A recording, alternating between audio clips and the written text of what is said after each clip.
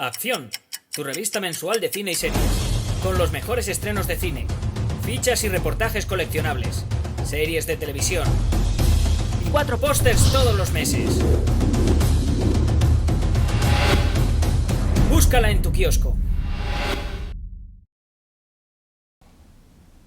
Hola, muy buenas amigos, amigas, seguidores, seguidoras del canal Hacen Cine en YouTube. Aquí estamos otra vez. Jaime Vicente Echagüe.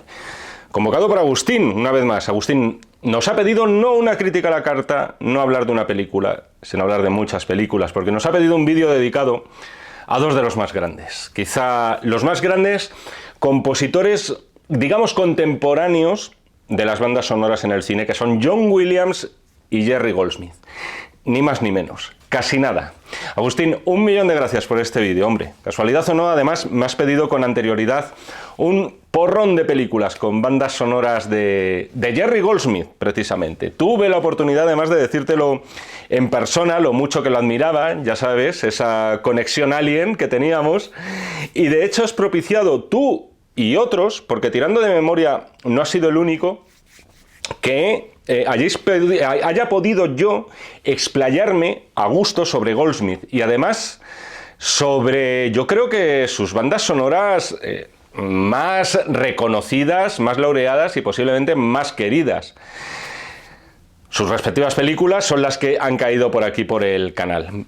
Vamos a ser sinceros, como muchos de vosotros, a mí el primero que me entró por los oídos bien fue John Williams.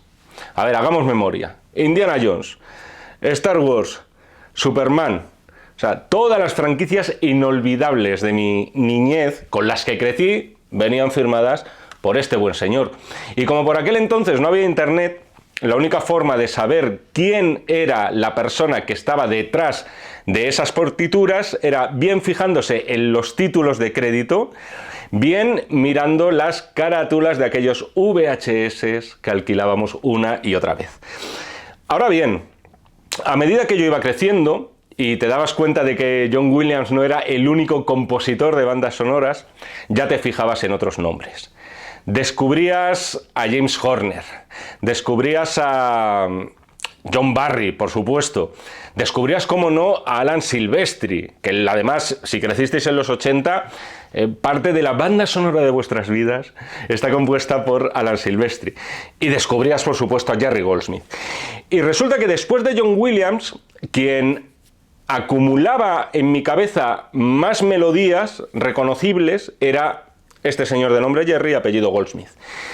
Dicho de otro modo, mientras mi infancia y adolescencia, musicalmente hablando, pertenecieron a John Williams, ya en mi vida, vamos a decir, casi adulta, poco a poco Goldsmith iba subiendo muchísimos enteros.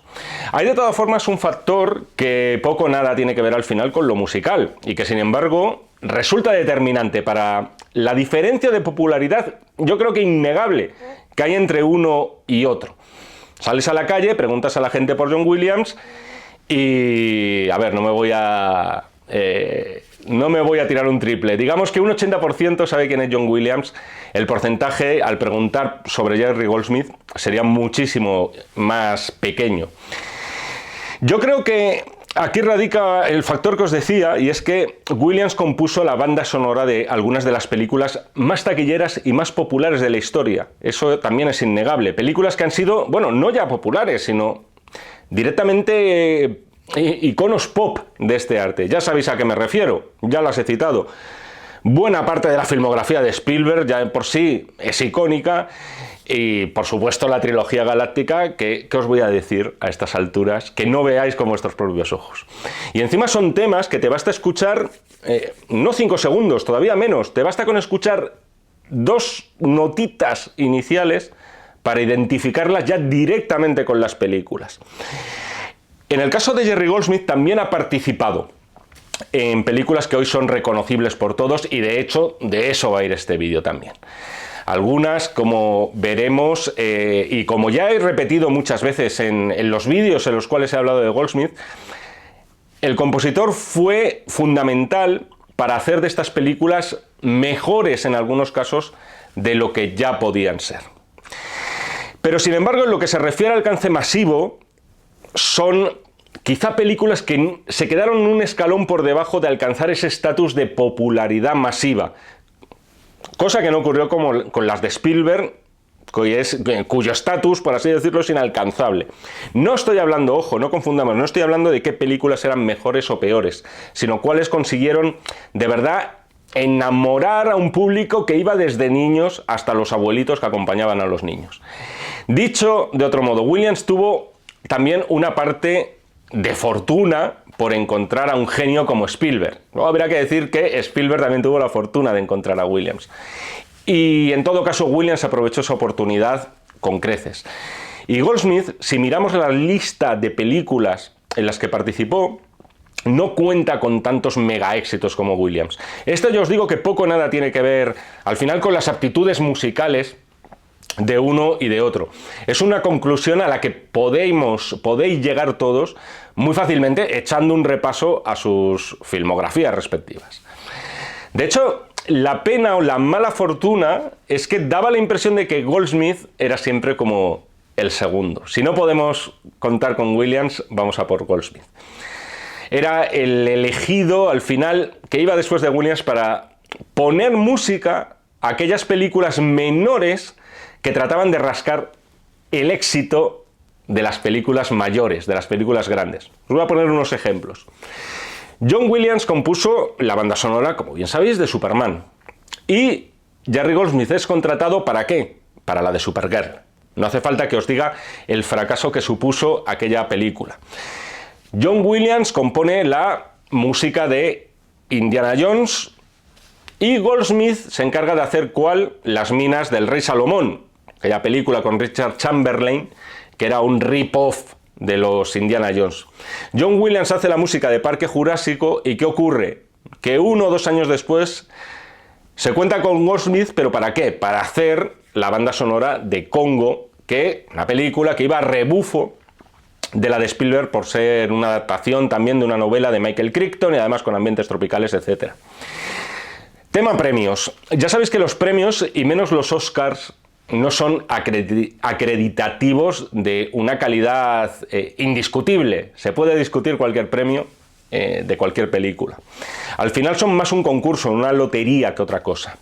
Pero sí que hay algo que quiero destacar. Habitualmente, o por lo menos eso sucedía antes, las bandas sonoras de las películas nominadas a Mejor Película siguen teniendo muchas más papeletas para estar nominadas en el apartado musical. Al igual que ocurre, por cierto, con los actores, con el guión y, por supuesto, con el director. Y si comparamos las nominaciones que tuvieron Williams y Goldsmith, se nota que el primero participó en más películas candidatas al Oscar que el segundo, en muchísimas más. Tened en cuenta que John Williams estuvo nominado en 52 ocasiones a los Oscars y ganó 5. Goldsmith estuvo nominado 17 veces, es decir, 3 veces menos que Williams, y acabó ganando 1. En resumen, si tu película es un taquillazo, un éxito tremendo y sin precedentes, y ya no digamos si además viene acompañado con cierto respaldo crítico, tienes más oportunidades de que la música que pone banda sonora a esa película sea también un éxito y además candidata al Oscar. También podéis decir, seguro que Williams trabajó mucho más que Goldsmith. Es decir, hizo más bandas sonoras que Goldsmith. Pues no. No sería verdad decir eso, porque hasta el momento de la muerte de Goldsmith, según los créditos que podéis encontrar todos en IMDb, la muerte de Goldsmith se produjo hace ya casi 20 años, en 2004, Goldsmith cuenta con 250 créditos. Y sin embargo, John Williams, que sigue vivito y coleando, y de momento, y espero que sean muchos más, ha sobrevivido casi 20 años a Goldsmith, tiene solo, entre comillas, 160 créditos aproximadamente, tanto en el cine como en la televisión. Casi un centenar menos, pese a que Goldsmith lleva ya 19 años muerto. Goldsmith trabajó lo que no estaba en los escritos, o sea, mucho más que John Williams. Sin embargo, y como os decía antes, no siempre tuvo la oportunidad de beneficiarse del éxito comercial / crítico de sus películas.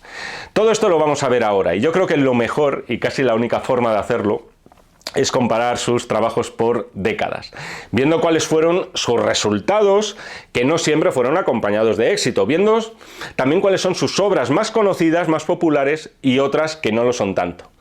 Ahora bien, John Williams, como ya os he dicho, tiene unos 160 créditos y Goldsmith tiene más de 200. Os voy a hacer una confesión. Este vídeo me pone un poquito nervioso por el hecho de que esta cámara con la que estoy grabando, hice la prueba ayer, creo que tiene la batería una autonomía de 1 hora y 20 minutos. Más o menos estoy siguiendo el tiempo y espero no pasarme. Yo espero que no. Pero por si acaso diréis, joder, vago, cambia la batería a la mitad. No, señor, tengo que mover la cámara, cambia el plano, luego cuando se ensamble se notará que se ha hecho el cambio. No me molaría demasiado, así que a las bravas. No sé lo que va a durar este vídeo, pero Jaime, tiene que durar menos de 1 hora y 20 minutos. Eso que te quede claro. Y segundo, otra cosa que quería decir previamente, ya no gasto más saliva porque hay mucho de lo que hablar. Este no es el vídeo que yo de verdad querría hacer, y que me perdone Agustín. El vídeo que a mí de verdad me gustaría hacer, y creo que no se puede hacer de otro modo, es acompañarlo de las bandas sonoras de estos dos señores, poniendo ejemplos en concreto, mucho más que contarlo yo con palabras. ¿Qué ocurre? Ya sabéis, problema. Copyright al canto, salta la alarma, no solo te desmonetizan el vídeo, sino que a lo mejor incluso te lo podrían hasta retirar por temas de derechos de autor. Yo por eso os invito a todos los que, oye, digáis, quiero ver a este friki señor hablando de música de John Williams y Jerry Goldsmith. Yo os invito muchísimo a que si os gusta algo, os interesa algo de lo que no conozcáis y que yo vaya a hablar ahora, os lancéis ahí como jabatos a vuestras plataformas respectivas musicales para escuchar las bandas sonoras que más os llamen la atención, de las cuales yo me voy a poner a hablar ahora mismo. Jaime, 1 hora 20 minutos, lo tengo claro. Pero antes de nada, sí que quiero citar unos pequeños retazos biográficos que además curiosamente nos valen para los dos. Nacieron casi el mismo día de febrero, uno el 8 y el otro el 10. Un dato muy interesante y que no aporta absolutamente nada, pero que ahí queda, además de años diferentes. Otro dato, este sí que es más significativo. Los dos se iniciaron en el mundo de la televisión, porque ambos surgen en esa generación de los directores televisivos, como fueron John Frankenheimer, como fueron Martin Reed, como fue Sidney Lumet, y además trabajaron con algunos de ellos. Y tercero, ambos estudian con el mismo maestro, que es Mario Castelnuovo Tedesco, guitarrista, compositor florentino, italiano, emigrado a Hollywood, donde, aparte de componer bandas sonoras, yo creo que su labor más importante es la de ejercer de compositores, de ejercer de la enseñanza sobre compositores, futuros músicos, como John Williams, como Jerry Goldsmith o Henry Mancini también, que andaba por ahí. Pero bueno, vamos al lío. Años 60. Jerry Goldsmith. Vamos a empezar por él porque yo creo que es el que estaba más rodado por edad, por veteranía, y además ya era solicitado para trabajar con directores importantes. En el año 1962, la primera banda sonora significativa, yo creo que la ópera prima siempre hay que nombrarla, Los valientes andan solos, de David Miller, western, vamos a decir moderno, con Kirk Douglas. Os recomiendo la suite inicial de la película, porque anticipa ya mucho de la personalidad de Jerry Goldsmith. Además juega con los cánones del western clásico, pero es verdad que si afinamos un poco el oído, se nota que es una partitura más cercana a lo que se haría en los años 70, ese tono más desmitificador, con más dramatismo que épica. También quiero citar de esta década, en ese mismo año, Freud, Pasión secreta de John Huston. Me encanta esta banda sonora, porque además parte de ella se encuentra en una de mis 3 películas favoritas, que es Alien, el octavo pasajero. Tengo un Alien, por cierto, por ahí escondido, a ver si alguien, a modo de ¿dónde está Wally?, lo puede identificar en mi escenario. La música, hay que decir que está a otro nivel que la película de John Huston, que al final es una biografía con Montgomery Clift de protagonista, y es interesante en todo caso. Pero no tenemos una banda sonora biográfica del Hollywood clásico, para entendernos. Es una música tonal, es abstracta, es mucho más de pesadilla, lo cual tiene todo el sentido. Está mucho más ligada al mundo de los sueños, además con instrumentos de cuerda muy constantes, propia de compositores contemporáneos como Bela Bartók o George Ligeti, que sin duda le influyeron. Es una banda sonora estupenda, es de película de terror totalmente. Peliculón del año 64, 7 días de mayo, de John Frankenheimer, otro de los televisivos. Ya sabéis, un golpe de Estado se prepara en Estados Unidos. ¿Y qué toca aquí? Aquí toca marcialidad, aquí toca percusión, aquí toca tambor militar, pero otorgando ese aire de conspiración. Hay otra película posterior de Frankenheimer que a mí me gusta más que 7 días de mayo, que es estupenda, y que es Plan Diabólico. Película con Rock Hudson del año 66. Aquí conjuga también muy bien ese aire de irrealidad, de complot, de pesadilla. Luego tenemos en el año 64 otro western. Fue muy prolífico en este género Jerry Goldsmith y quizá no es reconocido especialmente por haber sido compositor de western. Pero en el año 64 pone música a Río Conchos, una película de Gordon Douglas, un western por cierto de culto. O sea, revalorizado, la típica película realizada por un artesano, vamos a decir, con consideración menor, como podía ser Gordon Douglas, y que con los años va adquiriendo mayor valor. Aquí Goldsmith juega en esa misma línea que Los valientes andan solos. También quiero citar una película del año 65 que es Un retazo de azul, que es un drama muy olvidado hoy, sobre la relación entre una joven ciega y un hombre negro. Es una partitura, la de Goldsmith, aquí de enorme sensibilidad. De verdad, es muy bonita, sirviéndose de base con instrumentos de cuerda y además haciendo pequeños y muy sutiles arreglos de piano. Aquí comienza el tema de los rip-off en los que participa Jerry Goldsmith. Tenemos en el año 1966 Flint, agente secreto. Esta la quería rescatar por el tema que os decía antes. Él no hace el tema principal de la saga 007, ese mérito es de Monty Norman y después John Barry, que es quien la orquestó, pero hizo el tema de la copia de 007, que es este Flint con James Coburn. Muy pop aquí lo que escuchamos, con guitarra eléctrica y con alguno de esos dejes dramáticos, de esos patrones musicales tan propios de la serie Bond. Año 1966, tenemos el Janse en llamas de Robert Wise, banda sonorón O sea, aparte de todo el dramatismo y esos increscendos que tiene, acá hay otra de las cosas que mejor sabía calzar Goldsmith en las bandas sonoras, y eso es la percusión, y por supuesto, sabiendo compaginar todo eso con temas más melódicos o más románticos. 1968. Aquí es un hito muy grande. Precisamente con la percusión hemos topado. El 68, año de El planeta de los simios. Una de sus numerosísimas colaboraciones con Franklin J. Schaffner. Haciendo este vídeo y escuchando de nuevo su música, me doy cuenta de que una partitura como la de Planet of the Apes no es tan revolucionaria como yo creía. ¿Por qué? Porque Goldsmith, el propio Goldsmith, el padre de la criatura, ya había indagado en esa dirección de música de otros mundos, música perteneciente a otros universos. A mí esta banda sonora me demostró que la música en el cine no tiene por qué ser tarareable para ser perfecta. De nuevo tenemos aquí lo atonal, de nuevo tenemos lo dodecafónico, de nuevo tenemos percusiones además muy graves por todos los lados y sin una sola melodía reconocible, y para mí esta es una de las grandes bandas sonoras de ciencia ficción de la historia. Por su parte, ¿qué hacía John Williams en los años 60? Voy a ver solo una película por encima y después vamos a ir a los años 70 con él. De los 60 me voy a quedar con Código de Lampa, la película de Don Siegel, remake de Forajidos, y una banda sonora que, para que os deis cuenta de lo incipiente que era por aquel entonces la carrera de Williams, por lo menos en el cine, él la firmaba como Johnny Williams.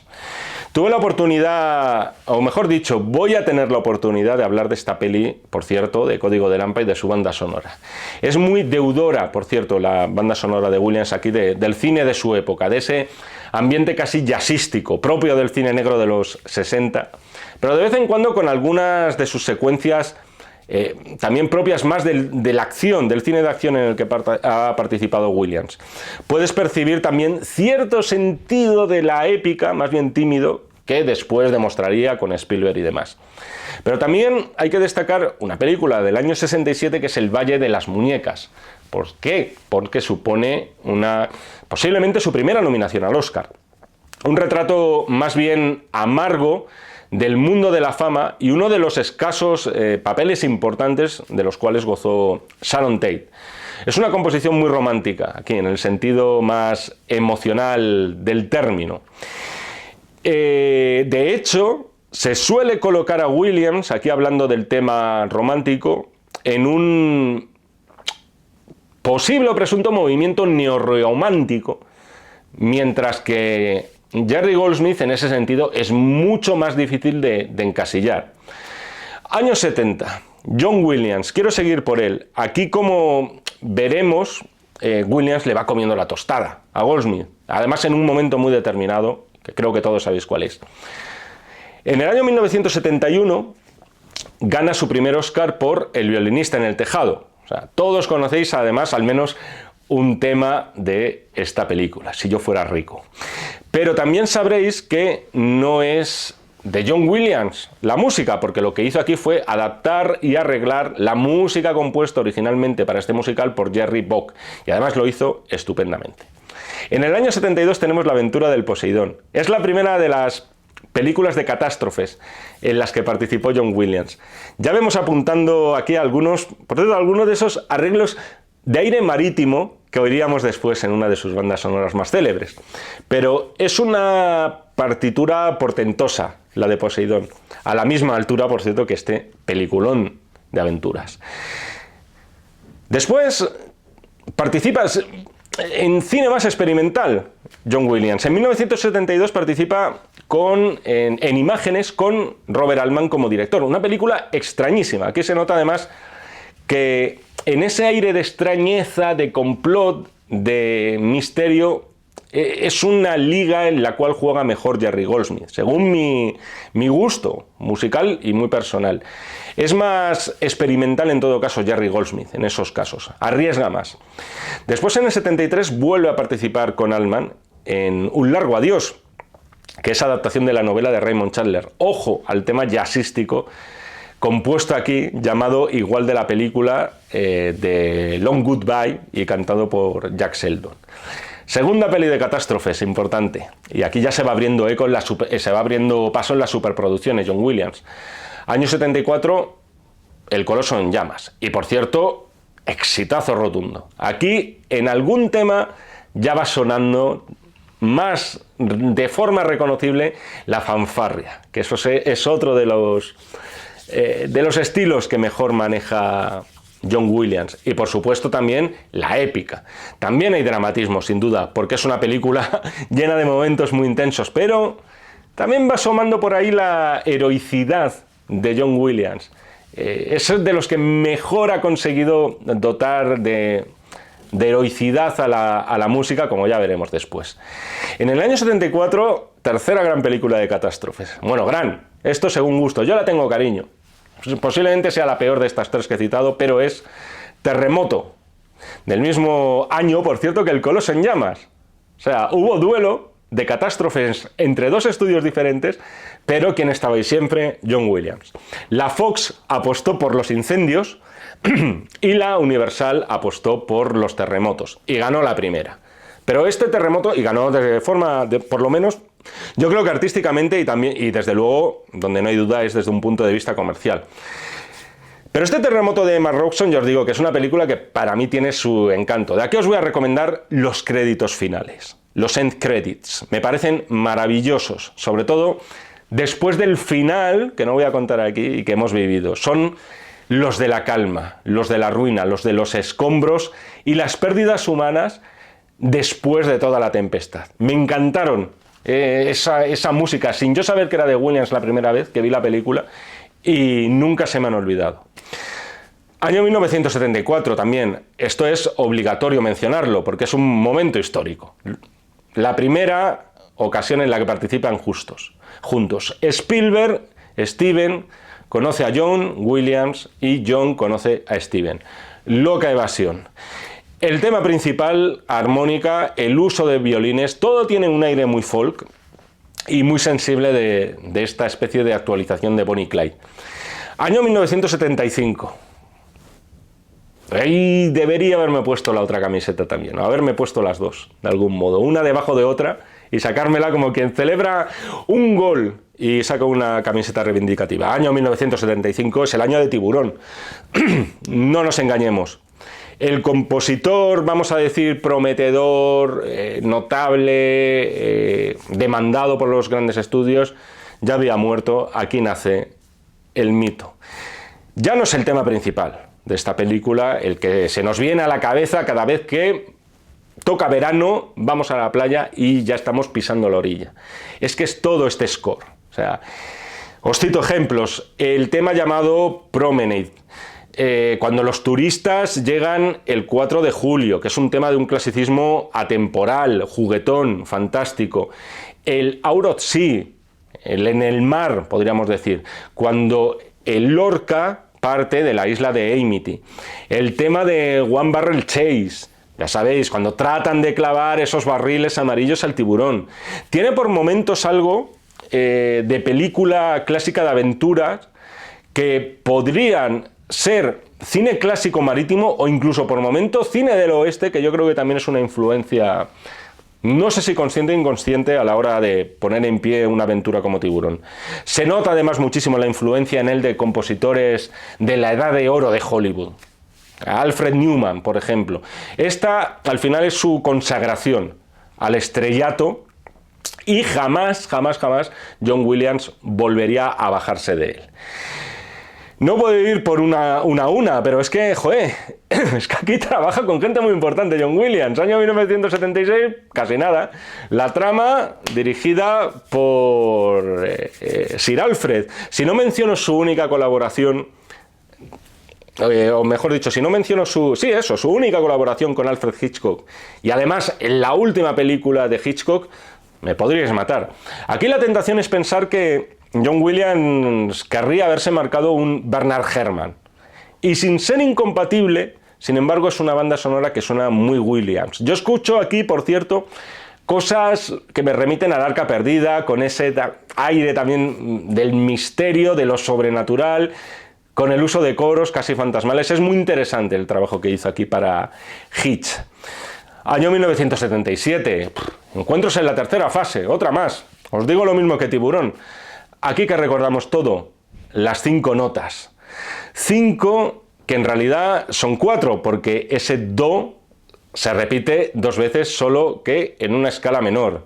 Tan, tan, tan, ton, ton. Al final lo he hecho. No podía remediarlo. Esto se basaba en un método, el de las 5 notas, para enseñar canto de forma manual. O sea, cada movimiento de la mano simbolizaba una nota. Y de hecho vemos hacer eso a uno de los científicos en el famoso encuentro extraterrestre al final de la película. Es una idea maravillosa, además. O sea, es mágica, es lo que aporta ese aire extra de magia, aparte de toda la ciencia ficción que atesora una película como la de Spielberg.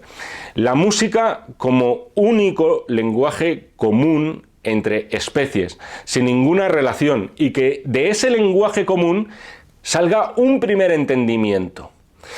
Y además esto también me hace reflexionar sobre lo que son las bandas sonoras. Si esto fuera un podcast o fuera un vídeo sobre canciones, tendríamos que poner atención a la letra e interpretar la letra. Sin embargo, como estamos hablando de bandas sonoras, yo puedo decir lo que a mí me evocan las bandas sonoras, porque no hay ninguna letra que me lo esté interpretando. No sé si esto más o menos se entiende lo que quiero decir. Es un poco la grandeza que tiene la música en el cine. Es cierto que acompaña unas imágenes, pero después, escuchada aparte de las imágenes, también nos puede evocar muchísimas cosas. Y eso es lo que me permite a mí tirarme el rollo y tener que hacer un vídeo que tiene que durar menos de 1 hora y 20 minutos. De todas formas, no solamente es ese tema. Aquí vemos que a su manera y con su romanticismo, Williams también crea esa música de otro mundo. Esa música atonal, extraña, inquietante en buena parte de la película. No es quizá la que más ha trascendido, pero está ahí, si os ponéis el setlist del disco. Luego, además, se vale también incluso de esas 5 notas que os decía antes para dar rienda suelta a las emociones. Las emociones, esta es quizá la palabra que mejor resume esta primera etapa triunfal de los años 70 y parte de los 80 de John Williams. Ir directamente a lo emocional. Diréis, joder, película por película. ¿Y si no nombro el año 1977? ¿Y si no nombro una película dirigida por George Lucas? ¿Qué pasaría si no nombrara Star Wars en este vídeo? ¿Qué me diríais? La música de nuestras vidas. Es decir, o sea, su primera gran fanfarria en la cual ya te sentías transportado además a esos mundos de otras galaxias lejanas de hace mucho, mucho, mucho tiempo. Pero qué error más gordo sería por mi parte el quedarme con el tema principal solo. Cuando tenemos el ataque imperial, por ejemplo. Que no la marcha imperial, que aquí no suena. Eso es en otra ventanilla. Después tenemos The Moisture Farm, un tema mucho más juguetón. Luego la preciosidad, que es el tema de la princesa Leia. Esto también es importante. En este John Williams de esta época, el leitmotiv, que cada personaje tenga su tema propio, que sea reconocible el personaje por la música que está sonando. También está el tema de la Estrella de la Muerte, donde por cierto se oye la influencia clarísima de la sinfonía, que yo recomiendo que escuchéis porque es una pasada, de los planetas de Gustav Holst, que dedicó 7 movimientos a cada uno de los planetas. Por aquel entonces había en el sistema solar. Escuchad el tema de Marte, concretamente, de Holst, y para los que no lo conozcáis, es muy reconocible. Os puede sorprender porque os va a sonar mogollón a Star Wars. Y luego, la música de la cantina, claro. O sea, en fin, para escucharla entera. Esa es otra. De esta primera etapa, los discos de Williams se pueden disfrutar, de verdad, al margen de la película. Pero si has visto la película, y además esa película, como ocurre en el caso de esta, es la favorita de muchos, y te escuchas la música aparte en un auditorio, lo cual eso es una pasada, por cierto, es maravilloso porque vuelves a ver la película aunque no te la estén proyectando. La estás oyendo, pero a su vez la estás viendo y se te vienen a la cabeza todas y cada una de las imágenes. 1978, Superman, la segunda gran fanfarria de John Williams y no sería la última. Pero otra vez vamos a lo mismo, aparte del tema que conocemos todos. Tenemos el monumental tema de Krypton.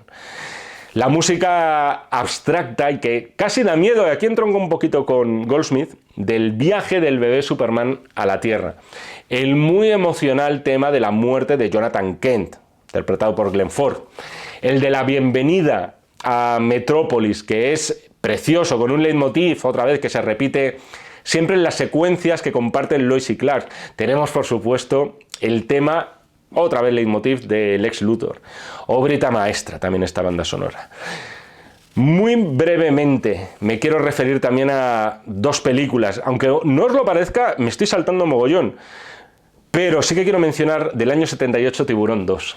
No estaba Spielberg, pero sí la música de John Williams, que aquí la eleva por encima de su calidad real.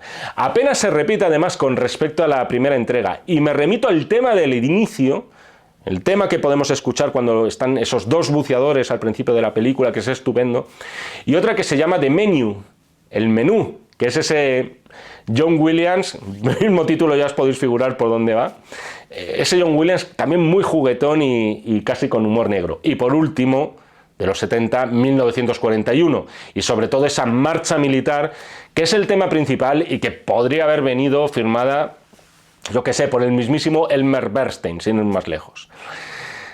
Jerry Goldsmith en los 70. ¿Qué nos dejó Jerry Goldsmith en los 70? En 1970 comienza la década, Goldsmith con Howard Hawks, casi nada, Río Lobo. Y aquí tenemos el uso de la guitarra. Es uno de los puntos fuertes de Goldsmith, sobre todo al inicio, pero después se percibe también su talento a la hora de crear bandas sonoras muy atmosféricas, sin tener que ser 100%, vamos a decir, sinfónicas, sin tener que recurrir siempre a todos los instrumentos orquestales. En el año 70 participa en un peliculón que es Tora, Tora, Tora. Ya sabéis, Pearl Harbor desde dos puntos de vista, el americano y el japonés. Es asombrosa la capacidad también que tiene Goldsmith. Esto me va a pasar a menudo, por cierto. Y quizá en esa capacidad era superior a John Williams de captar la esencia de otras culturas sin caer en el cliché. Y me refiero a esa parte de la banda sonora que tiene que sonar japonés porque recae en el lado japonés. 1970. Palabras mayores para mí, Patton. Dos notas al principio con eco. El tambor militar se va sumando. Después suena la flauta. Hasta que ahora sí suena el tema reconocible, épico, maravilloso. O sea, para mí el tema principal de Patton por momentos es John Williams antes que en 1941. También hay que destacar lo que innovó Jerry Goldsmith en lo técnico. Porque ese eco que os decía antes del ese eco se reproducía, o mejor dicho, ese eco se hizo a través de un aparato que se llamaba Ecoplex. Es un aparato que grababa el sonido y que después lo reproducía de forma automática, pero con este tono que escuchamos de delay, con este tono de retraso. Esto tiene un sentido, por cierto, y esto es interesantísimo. Y lo explicaba el propio John Williams. Él explicaba que con ese eco quería captar una de las caras de Patton. Era la espiritual.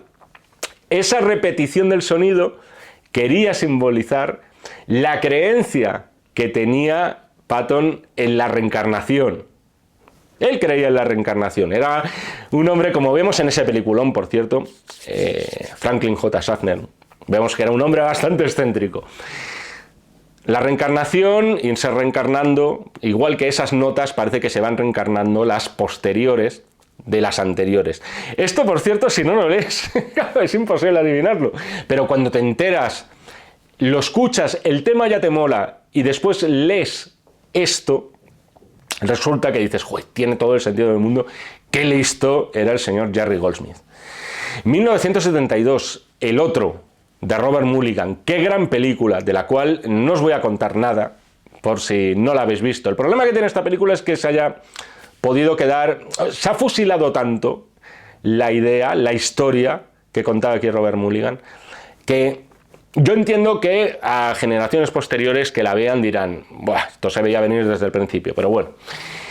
Gran película y gran banda sonora de Goldsmith, que aquí muchas veces juega el contraste, porque por momentos es una película, vamos a decir, iniciática, de estas de Coming to Age, en este caso sobre dos hermanos preadolescentes, y que por tanto están descubriendo su mundo, pero eso es solo el tema principal. Algo se tuerce. Las cosas no son ya ni suenan tan melosas ni tan melódicas. Es una banda sonora estupenda. Otra vez Franklin J. Schaffner trabaja con él en el 73 con Papillón, una partitura muy sensible, muy dramática, acompañando perfectamente además a la odisea del protagonista, en este caso Steve McQueen. Año 74, aquí también hay que elevar un poco la voz porque son palabras mayores, Chinatown. Hablé de esta peli en una crítica a la carta y hablé de la banda sonora. Goldsmith cuentan 10 días para componerla, porque sustituyó al otro músico que estaba asignado. Y va Jerry y nos entrega esto. O sea, una de las grandes contribuciones al cine negro, de todos los tiempos, no solamente del neo-noir. Maravilloso el tema principal de la película, romántico, con ese pozo que podemos atisbar de tragedia, marcado por esa trompeta que ya te indica por dónde van a ir los tiros y, por desgracia, nunca mejor dicho, con un uso de los instrumentos de cuerda además marcando bien el paso. Es casi un milagro que Goldsmith en tan poco tiempo hiciera esta obrita maestra. O mejor dicho, no es un milagro cuando es un genio, y yo creo que Jerry Goldsmith era un genio. Nominado al Oscar por cierto, en esta ocasión. ¿Debería haberlo ganado? No os digo yo que no, por ahí andaban Nino Rota y El Padrino 2, que esta vez sí que se llevó la estatuilla. 1975, El viento y el león de John Williams. Si Goldsmith quería, también podía sentarse en la misma mesa que alguien como Maurice Jarre. O sea, podía sentarse en esa misma mesa de la épica, del exotismo y dejar al público sobrecogido por su música. En el año 76, aquí estamos otra vez con el tema de los rip-off. Película de catástrofes, pero por debajo. Yo creo que no solo comercial o económico, sino también por debajo de nivel artístico que las que podía haber hecho de catástrofes John Williams, y es El puente de Cassandra. Tengo cariño también a esta peli. Tengo cariño por ciertas pelis un poco losers y perdedoras, pese a que se le ven a esta película muchas costuras en todos los sentidos. Y aquí vemos otra de esas virtudes de Goldsmith, la de hacer que películas normalitas, o incluso a veces malas, parecieran mejores gracias a su música. En este caso, además, muy mimetizado con el cine de catástrofes de los 70. Año 76, es que no se pueden hacer excepciones. La profecía, por fin ese Oscar. Yo creo que era aquí o nunca. O sea, también he hablado en el canal de La Profecía, también he hablado de Jerry Goldsmith y también hablé de ese Ave Satani, que por sí solo, ya de por sí eso ya merece todos los premios, ya de por sí es una obra maestra. No os lo perdáis, nominada al Oscar a la mejor canción. O sea, es realmente el tema que podría haber entonado una secta satánica medieval. Y de hecho la idea de Goldsmith era crear un canto gregoriano pero inverso. Es decir, en vez de rezar a Dios, rezar directamente al diablo. Tiene sus dejes, ya lo sabéis, del Carmine Burana, de Karl Orff, es verdad, pero tiene ya entidad propia, yo creo, este Ave Satani, para catalogarlo como clásico. La música que llevaría el mismo Mefistófeles en su Spotty. 1976, La fuga de Logan. Me gusta mucho esta peli, hablé de ella en el vídeo especial de ciencia ficción de culto, pero si nos ceñimos a Goldsmith, hay que reseñar su afán por estar en la vanguardia también. La banda sonora está repleta de detalles electrónicos, es rarísima. Seguramente ya usados entonces, por cierto, por bandas de rock progresivo. Por aquel entonces era una de las modas. Pero eran mucho más difíciles de escuchar estos sonidos en una banda sonora, aunque fuera una película de ciencia ficción distópica, como podía ser esta. Es una banda sonora llena de riesgos, quizá no ha envejecido tan bien como otras de aliento más clásico, pero una curiosidad. En el 77, Capricornio 1, qué cariño le tengo a esta película. Pero hablamos de las películas o de las bandas sonoras, un poquito de las dos cosas. En todo caso, aquí Goldsmith retoma otra vez cosas de El planeta de los simios, con el uso de la percusión, y a su vez lo lleva a ese terreno de lo conspirativo y lo misterioso que también se le daba. En el año 78, Los niños del Brasil. Va a ser que no tiene pelis malas, Jerry Goldsmith, ¿eh? Puede ser. Cómo mola esta y cómo mola ese vals, que en lo personal es lo que más recuerdo de la película. Y que por esas cosas intangibles de la vida acaba encajando como un guante dentro de esta trama loquísima de ciencia ficción y nazis retirados en Sudamérica. 1978, El enjambre.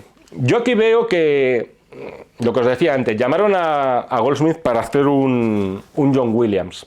Si Williams puso música al movimiento y a la amenaza de un tiburón blanco, aquí hicieron lo propio para lograr captar el movimiento, la amenaza y el zumbido de estas abejas asesinas, con ese uso de las trompetas tan inquietante. Pero luego tiene un tema principal heroico que está fenomenal también. El problema que tuvo es consustancial a la propia película. La peli fue un fracaso mayúsculo y así es muy difícil que tu banda sonora, por muy buena que sea, triunfe. Es justo lo contrario de lo que le pasó a John Williams. Año 79.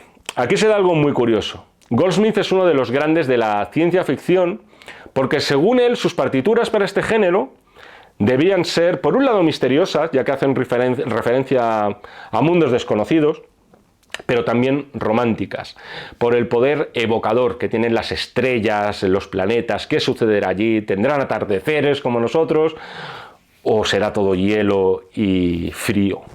Se enmarca una fanfarria maravillosa en el año 79, Goldsmith, con el primer Star Trek cinematográfico, el dirigido por Robert Wise.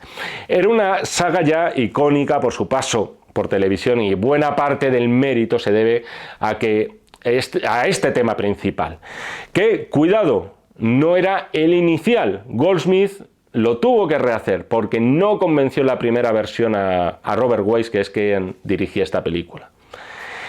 Y este es un problema que volvería a ocurrir en su siguiente e icónico trabajo. De nuevo una película de ciencia ficción, pero en las antípodas de lo que podía suponer Star Trek. Y estoy hablando de Alien, el octavo pasajero. Él quería incluir un montón de instrumentos raros en esta banda sonora, de viento, de percusión, africanos, tribales. Ridley Scott y los productores le dijeron que no y fue una experiencia muy frustrante para él. Y más aún teniendo en cuenta que acabaron echando mano a sus espaldas de temas que él eran suyos, pero que ya había compuesto para otra película anterior, la que os he citado antes, de Freud.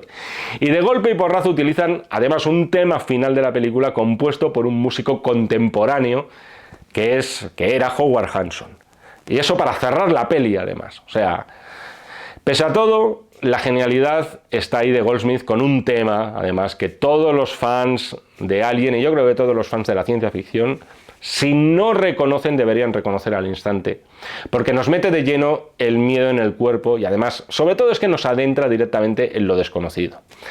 Nos queda menos, vamos por los años 80, vamos a ver qué tal. Empezamos por Williams aquí.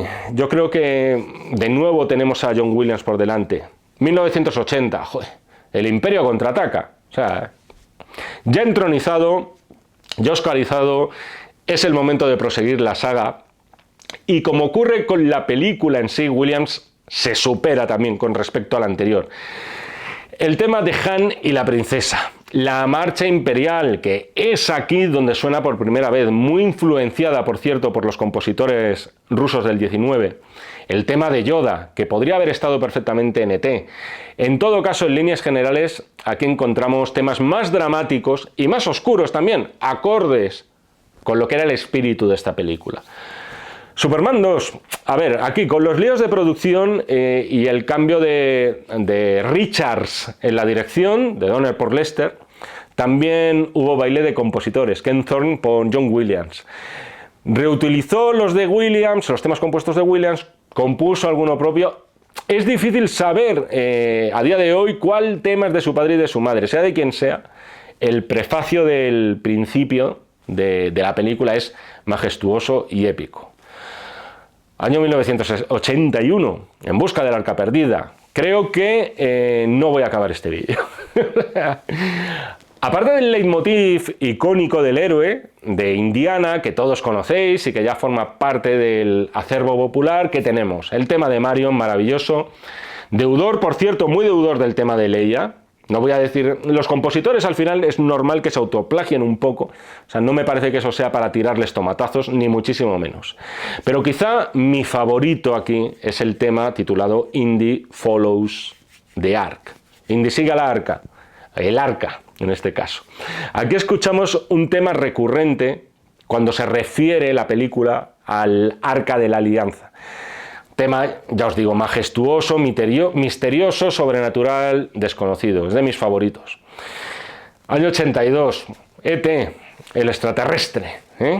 Quizá no es la que a mí más me guste en lo personal de todas las de Williams, pero quizás sí que habría que discutir si esta es la mejor, la más imaginativa banda sonora de Williams, la más fantasiosa, la que más te remite directamente a ese mundo, no ya misterioso, sino directamente de fantasía. El tema, que es triple, llamado Escape, Chasing, Saying Goodbye, y luego los end credits, que en realidad son muy parecidos a lo anterior, son una obra maestra en sí mismos. Si lo escucháis, por cierto, este tema con orquesta en directo, lo cual tuve yo la oportunidad de hacerlo hace unos poquitos años en el Auditorio Nacional, no con Williams a la batuta, obviamente, pero de verdad es capaz de hacer que se te salten las lágrimas.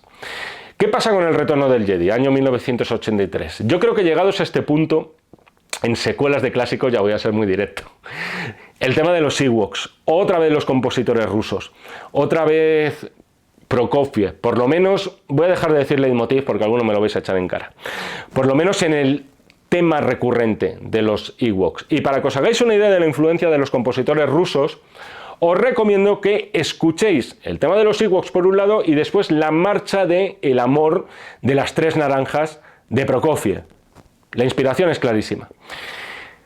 Indiana Jones y el templo maldito. Aquí lo primero de todo, destacar una sorpresa y una gozada, que es esa versión en chino mandarín del Anything Goes de Cole Porter, con el que se abre la película. Una delicia y para mí el gran comienzo, en líneas generales, de cualquier película de Indiana Jones. Pero aparte de eso, de nuevo, como ocurría en El Imperio Contraataca, es una secuela más siniestra, más oscura, tiene una música más siniestra y más oscura.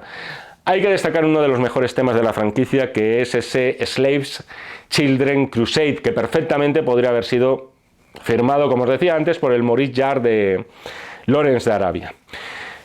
Año 87, El Imperio del Sol, o sea, otra maravilla, otra vez uniendo dos mundos, el occidental y el oriental. El tema inicial, ese canto casi religioso que se titula Suogan, es brillante además por su simplicidad.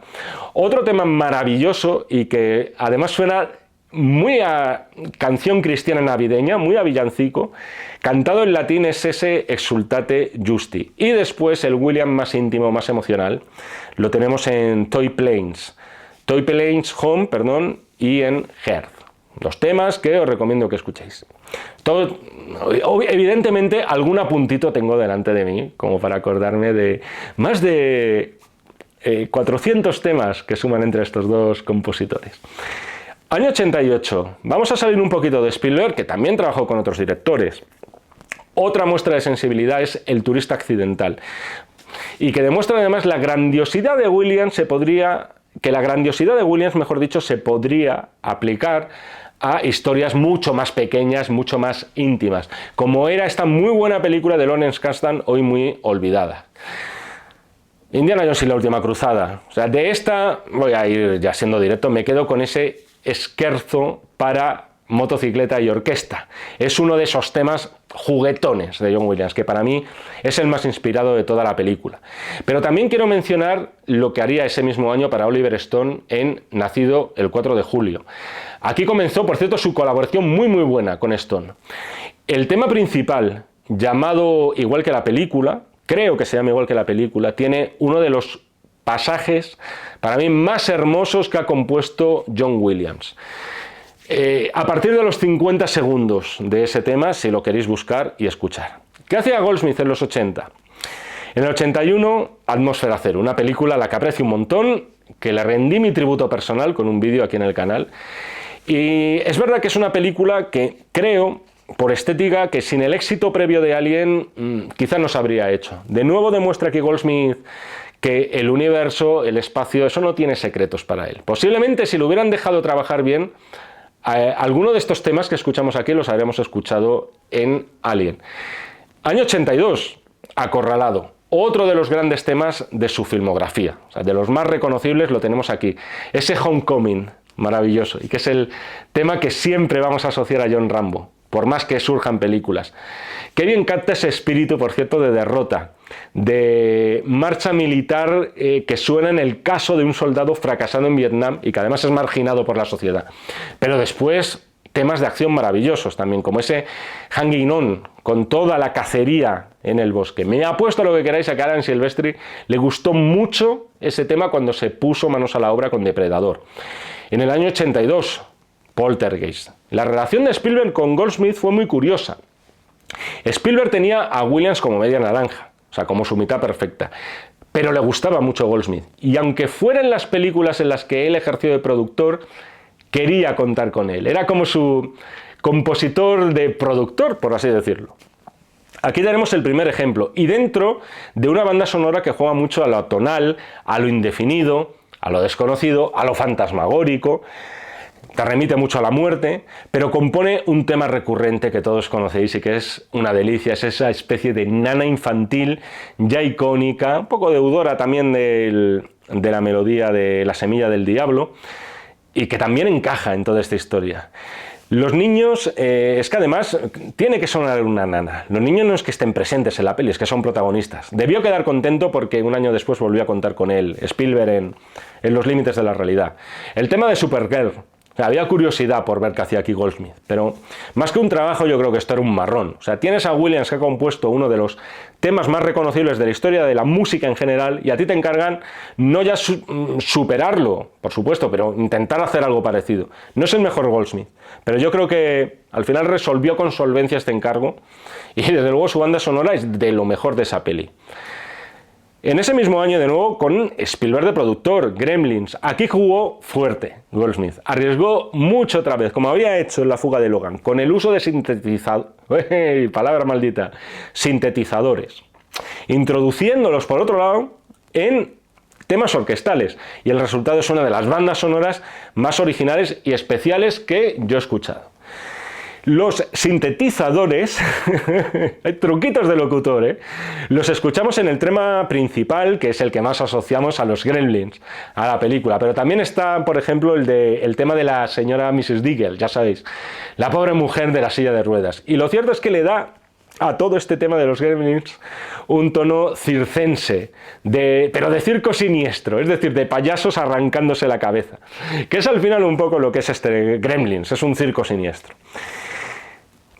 Legend, del año 1985, con Ridley Scott, y hay que decir que Jerry no aprendió la lección. Volvió a trabajar con Ridley Scott, su música volvió a ser rechazada, y fue sustituido por la música electrónica de Tangerine Dream. De todas formas, su música sí que se escuchó en la versión europea del film, la que nos llegó a nosotros, y en la versión del director. No tengo especial querencia por esta película, pero gana mucho con la música de Goldsmith, que también sabía ser original en lo que se refiere al género de la espada y brujería. Exploradores, del año 85, otra vez Joe Dante, anteriormente en Gremlins. Esta es otra película que por tono, por historia, perfectamente podría haber corrido a cargo de Williams, y que al ser de Goldsmith lo lleva más a lo atmosférico que a ese terreno emocional, aunque tampoco renuncia a la épica en este caso. Introduce efectos digitales que Williams no habría introducido jamás. Quiero mencionar del año 87 Hoziers, Más que ídolos. Es una película muy de los 80 y muy de los 80 la banda sonora, que en ocasiones recuerda a un Vangelis, vamos a decir, espídico, mucho más acelerado, pero muy acorde con el espíritu deportivo y de superación de la película. Del año 87, El Chip prodigioso. Otra vez un poco le contratan para cosas que podría hacer Williams, y aquí está mucho más en esa línea, mucho más orquestal, en una película a la cual mucho tenemos cariño, aunque hayan pasado 30 años por lo menos desde la última vez que hemos visto. ¿Qué ocurre en los años 90? En los años 90 Williams se estrena con una banda sonora que no es de una película de Spielberg. Además, si no recuerdo mal, creo que tampoco le está metido de productor, que es Solo en casa.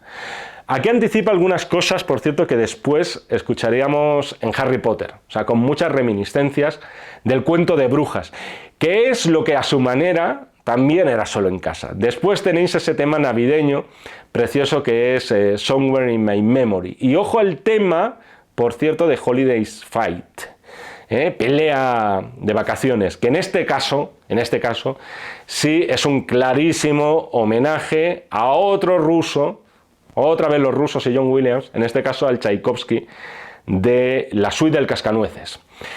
En el año 90, Presunto inocente, de esto os hablé porque hice vídeo de la peli. Es una de esas bandas sonoras pequeñitas para entendernos de él, y donde él no es el protagonista, pero efectos dramáticos cumple de sobra. Palabras mayores, año 91, JFK, otra vez Oliver Stone. Esta es una de las que más me gustan de John Williams. El tema principal es de mis favoritos porque al final uno es simple y le chifla la épica, que sorprendentemente encaja muy bien en esta película en la cual no hay nada de acción, sino mucha investigación, muchas teorías y muchas conspiraciones. Y hablando de conspiraciones, aquí hay un tema fantástico que es precisamente de Conspirators. ¿O es Conspirators? Jaime, esto te lo tendrías que haber preparado. Si se hace un programa de radio sobre conspiraciones, este tema de Los conspiradores de Williams tiene que sonar sí o sí de fondo. O sea, te lleva a despachos, te lleva a gente entre las sombras, a gente con uniforme, moviendo los hilos. Es estupendo. Año 91, Spielberg, Hook, Capitán Garfio, una de las películas más olvidadas e incomprendidas de Steven y una de las bandas sonoras también más olvidadas de Williams. Esto es lo que ocurre cuando una película no triunfa. Es un poquito, si la escucháis, Piratas del Caribe antes de Piratas del Caribe, antes de Zimmer. Es clasicismo, es aventura y por lo general es muy bella de escuchar. La lista de Schindler, Oscar que te cantó a la mejor banda sonora. El tema principal ha quedado casi como un cliché de lo que es la música triste por excelencia, que está, por cierto, muy inspirada en el folclore judío. Es literalmente música que llora. O sea, los violines, en este caso de John Williams, lloran en esta película. En ese mismo año, doblete de Spielberg, doblete de Williams. Jurassic Park, Parque Jurásico. 20 años después, desde que empezó ya a hacer esto, Williams demostraba que podía seguir creando esos temas que van a ser reconocibles a las 2 o 3 notas, que van a ser imperecederos dentro de la fantasía y de la ciencia ficción. El tema de Jurassic Park es otra prueba de cómo se puede mimetizar la música con las criaturas que vemos en pantalla. Como en Tiburón, no habrá otra forma mejor de materializar a estos animales que con la música de John Williams. Y luego tienes, por cierto, más temazos como pueden ser Journey to the Island. En el 97, Amistad, uno de los grandes fracasos de Spielberg, sin la música más recordada de Williams, pero de aquí me quedo con esos temas de inspiración africana, demostrando que sabía también cómo captar Williams toda esa belleza de las llamadas músicas del mundo. 7 años en el Tíbet, Jean-Jacques no, en este caso. Si pegáis el oído, reconoceréis aquí algunos temas recurrentes en la filmografía de John Williams. Buena banda sonora, que no tenga la monumentalidad de otras obras de las cuales hemos hablado. Soldado Ryan, en el año 98. Qué bien hicieron Spielberg y Williams en huir aquí de la fanfarria y de una épica que quizá habría deslucido. Ya lo dije en el vídeo que le dediqué a la película. Las secuencias más impresionantes, las más sobrecogedoras del Soldado Ryan están despojadas de música. Son los efectos de sonido los que tienen protagonismo. Se quiso huir del artificio. Para ser John Williams es una banda sonora casi minimalista. O sea, no te enteras de que está, pero bueno, está. O sea, se nota que está, por ejemplo, con ese himno a los caídos que también encaja en algunos momentos. Las cenizas de Ángela. En esta vamos viendo cómo Williams se va apartando cada vez más del leitmotiv, del tema tarareable, para abrazar más bien las texturas, el tono de la película. Esto es algo que en realidad viene marcado por las modas. O sea, las bandas sonoras del siglo XXI ya no son como las de Goldsmith y Williams. Ya no buscan tanto lo reconocible, lo tarareable, sino que tratan más bien de complementar a las imágenes. Tratan de mostrar ahí una compatibilidad, no de reforzar lo que ya vemos con imágenes. Tratan de crear sensaciones más que causar un deleite para los oídos. Pero claro, cuando hay que volver a Star Wars es una excepción. En el 99, Star Wars Episodio 1. La amenaza fantasma. Independientemente de que esta peli nos guste más o menos que la trilogía original, hay que aplaudir a Williams porque demostró no quedarse anquilosado en sus fanfarrias ni en repetirse y creó temas, puede ser menos bonitos, pero también llenos de dramatismo y de tensión. Años 90, Jerry Goldsmith. En esta década llega a sumar en ocasiones 4 bandas sonoras por año, una barbaridad. O sea, la última década plena de Goldsmith y la de mayor actividad. En el 90, año 90, La Casa Rusia. Aquí crea Goldsmith uno de sus temas más emblemáticos, más reconocibles. A lo mejor no os viene de primeras a la cabeza, pero lo conocéis seguro y lo habéis escuchado seguro, aunque no lo identifiquéis. Es ese nombre llamado, ese tema con el nombre de Katia, melancólico, romántico, lleno de arreglos a piano, un tema que demuestra que Goldsmith podía ser una fábrica de temas populares. En el año 90, desafío total, o sea, casi nada. Tenéis una crítica mía de esta peli, por cierto, y despaché también la banda sonora. No solo es el tema principal, que como bien señalabais era un homenaje de Goldsmith al que compuso Basil Polidori para Conan el Bárbaro. Un tema que, por cierto, se utilizó aquí en España y es muy reconocible por los partidos que echaba Canal Plus los domingos. Y ese homenaje a Poleudoris, vamos a decirlo directamente como suena y no inventarte pronunciaciones, encajaba a la perfección para un partido de fútbol, porque es grave, es épico, con esa percusión tan profunda al principio. Son casi todos los temas de acción que perfectamente podrían haber aparecido también en Acorralado, por cierto, y luego otros que te hacen volar la imaginación, como es ese The Mountain. Una pasada y una de sus mejores obras, Desafío Total. Voy a empezar a saltar, me voy a Instinto Básico. Año 92, banda sonorón. Este es uno de sus hitos y hablé de ella en un vídeo sobre Instinto Básico. El tema principal es casi un puente perfecto entre el cine negro de los 40 y el psicothriller de los 90. Crea una banda sonora aquí emblemática. Malicia, la voy a mencionar porque es otro thriller muy olvidado. Harold Becker, creo recordar que era el director, y a mí siempre me ha parecido simpático, divertido de ver, y con un tema principal que creo que merece la pena que escuchéis porque está igual de olvidado que la película y os puede sorprender. En el año 94, Río Salvaje, otro thriller, pero en este caso, si escucháis varios de los temas, os pueden remitir perfectamente al western, por su tonalidad, por su sentido de la espectacularidad a ratos, por la calma que transmite otros momentos. Quiero mencionar también Powder, Pura Energía. Esta peli es muy de generación de los años 90, sobre ese chico albino, sin pelo, pero con poderes sobrenaturales. Hay que destacar sobre todo aquí el tono sensible, que no sensiblero, de Goldsmith. El primer caballero, cine épico y música épica, y de época también. Al final hablamos de muchas pelis ambientadas en el presente, en el futuro, pero muy pocas en el pasado. Y aquí demuestra Goldsmith que podía componer fanfarrias tan pegadizas como las de Williams. El tema de Congo que os he mencionado en la introducción fue un poco la marca blanca Congo de Parque Jurásico, y de hecho se vendió un poco en esa línea, aprovechando que el autor también era Michael Crichton. Pero Goldsmith no hace un John Williams, no hace un Parque Jurásico, bebe por supuesto mucho de ritmos africanos, muchísimo para las percusiones, y acaba haciendo el encargo suyo. En el año 96 tenemos Los Demonios de la Noche. Aquí retoman los ritmos tribales. O sea, la película, como sabéis, por cierto, está ambientada en el África colonial.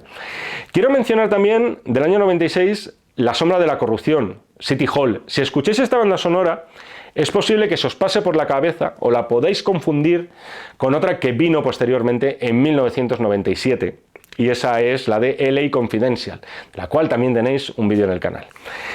Son dos bandas sonoras muy hermanadas una con otra, a pesar de que City Hall es una intriga política ambientada en la actualidad de entonces, hay que decir, y LA Confidential era un neo-noir.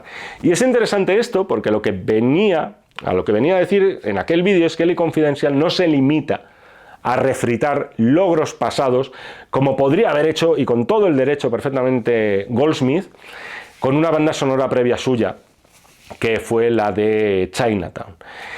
La de LA Confidential es de serie negra actualizada, puesta al día, con algún toque western, que como veis, al final fue un género en el que se prodigó mucho al principio, o varias veces al principio, pero muy poco, muchos años después. Pero se nota que tenía esa querencia por él y que muchos de los maestros de los que aprendió Goldsmith dominaban el género del oeste. Air Force One, en el año 97, otra película que quizá artísticamente vamos a decir que no era sobresaliente, pero que se permitió el lujazo de contar con Goldsmith, con ese Goldsmith más adrenalítico y más épico.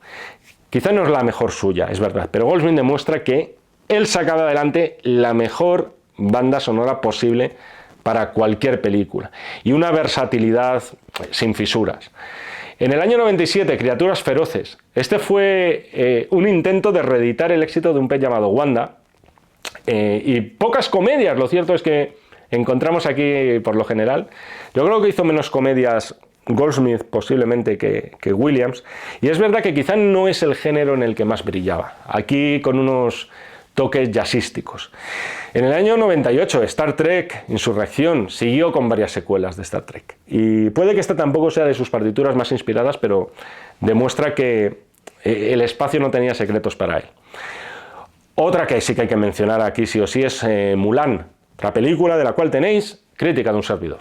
Esto es interesante porque vemos a Goldsmith en las lides del musical y del musical Disney, además, que tiene, vamos a decir, una serie también de patrones melódicos que en ocasiones hay que pasar por ellos. Por supuesto, él va a lo suyo y aparte de las canciones que son estupendas, aparte de la inspiración japonesa, que era obligatoria, regala también varios momentos épicos.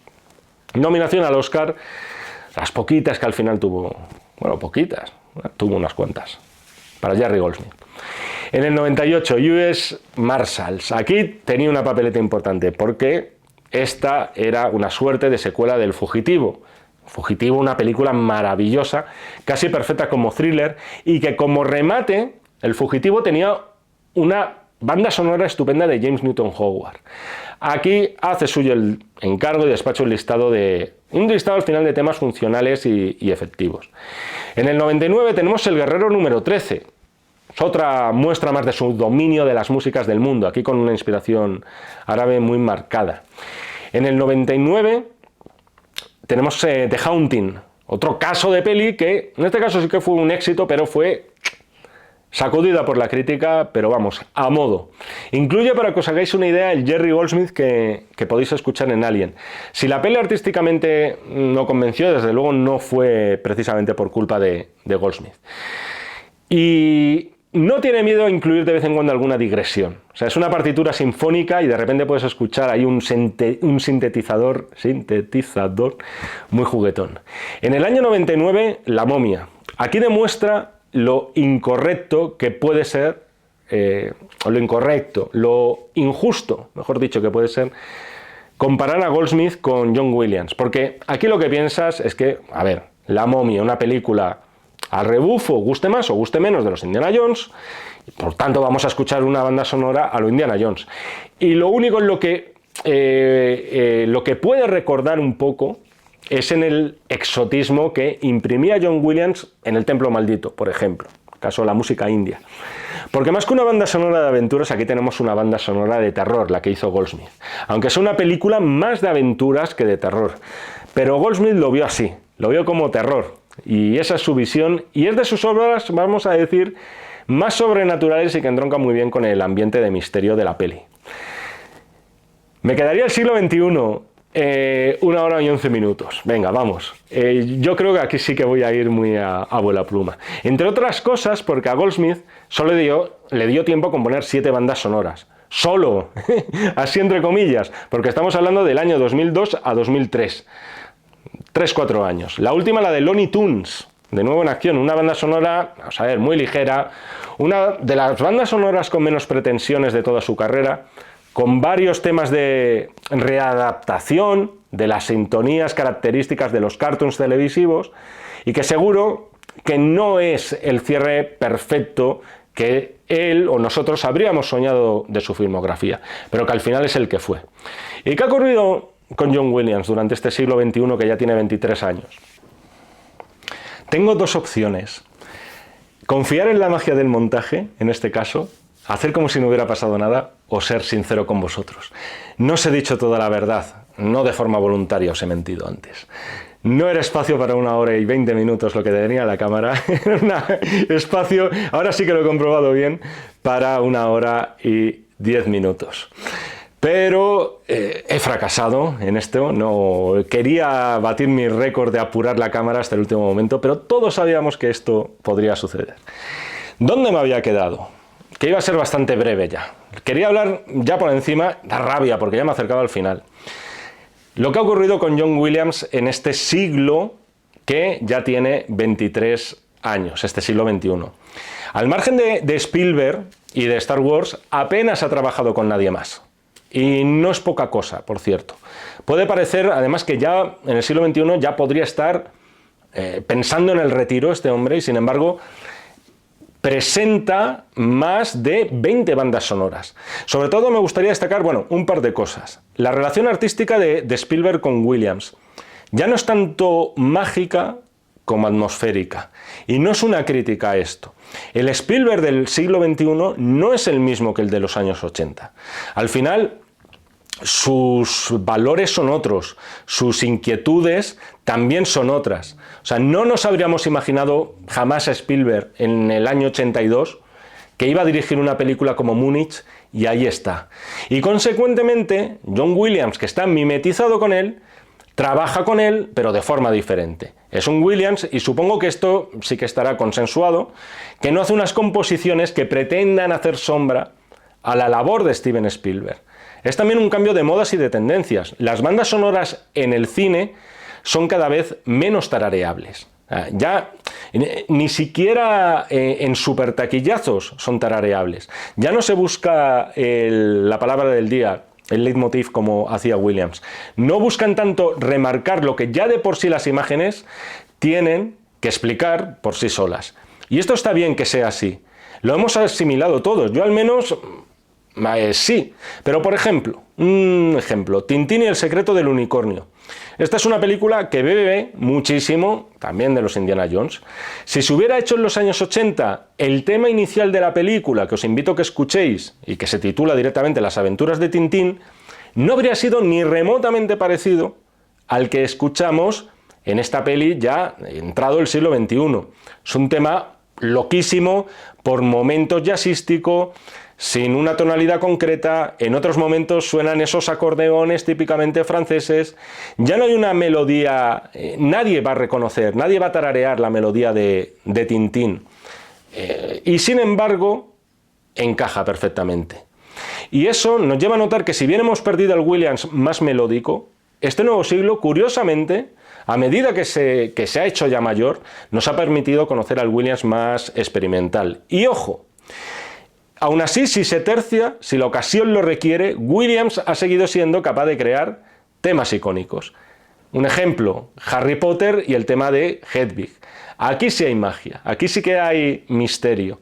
Sí se abren esas puertas a otros mundos con esa frase inicial, interpretada con una celesta, por cierto, que es una variedad del armonio, un pianito, para entendernos, con una sonoridad muy característica. Aquí estamos con lo de las 5 notas. Es escuchar, lo de las 3 notas, es escuchar 3 notas, literalmente hablando, las 3 primeras, y ya estás en Hogwarts.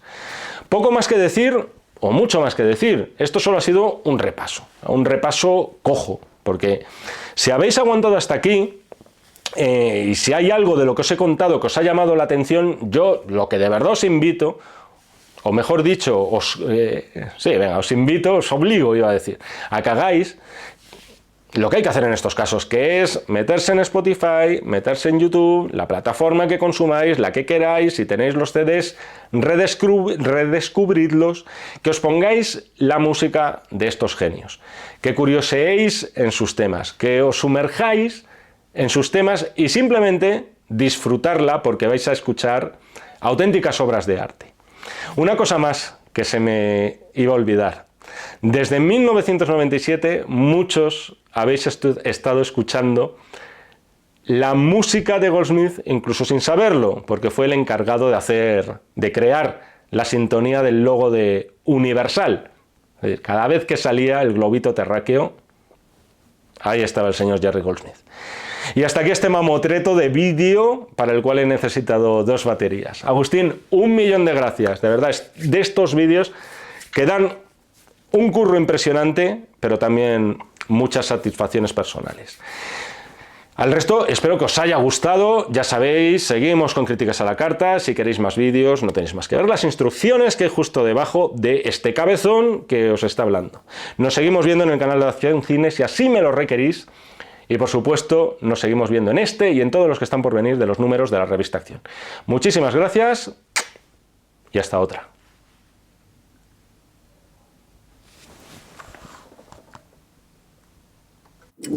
Acción, tu revista mensual de cine y series, con los mejores estrenos de cine, fichas y reportajes coleccionables, series de televisión y 4 pósters todos los meses. Búscala en tu kiosco.